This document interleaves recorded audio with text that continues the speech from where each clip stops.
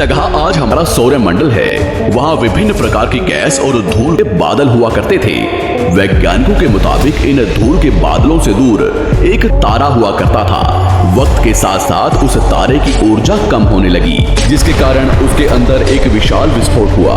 विस्फोट की वजह से अंतरिक्ष की ये धूल एक दूसरे से दबने लगी। इस दौरान बादलों में स्थित धूल के कण दबाव और गर्मी के कारण बड़े उल्कापिंड और पत्थरों में परिवर्तित हो चुके थे, और इसी दबाव की वजह से इन बादलों में स्थित रेडियो एक्टिव पदार्थ ने ग्रेविटी का निर्माण किया। इस ग्रेविटी के कारण बीच में हाइड्रोजन और हीलियम इकट्ठा होने लगे।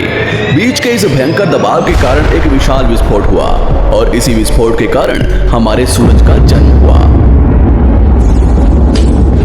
अंतरिक्ष में फैले एस्ट्रॉयड यानी क्षुद्र ग्रहों में भारी वजन की वजह से सूरज के करीब आकर सूरज की परिक्रमा करने लगे। धीरे धीरे इन्हीं एस्ट्रॉयड में भारी टकराव हुआ, जिसके फलस्वरूप मरकरी, विनस, अर्थ और मार्स जैसे ग्रहों का निर्माण हुआ। वैज्ञानिकों के मुताबिक उस वक्त पृथ्वी और मार्स यानी मंगल ग्रह के बीच थिया नामक ग्रह सूरज की परिक्रमा किया करता था। पृथ्वी पर ग्रेविटी होने की वजह से सूरज की परिक्रमा करने वाले एस्ट्रॉयड अब पृथ्वी की परिक्रमा करने लगे, और वो जगह लाखों सालों तक बर्फ से थी, या जिस जगह पर आप बैठे हैं घटना हमारे पड़ोसी ग्रह थिया पर भी हो रही थी, जिसके कारण थिया पृथ्वी के और करीब आने लगा और आकर पृथ्वी से टकराया।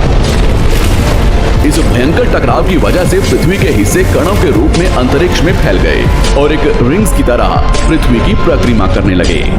इन्हीं परिक्रमा करते हुए कणों में टकराव होने लगा, जिसके कारण हमारे चांद का निर्माण हुआ।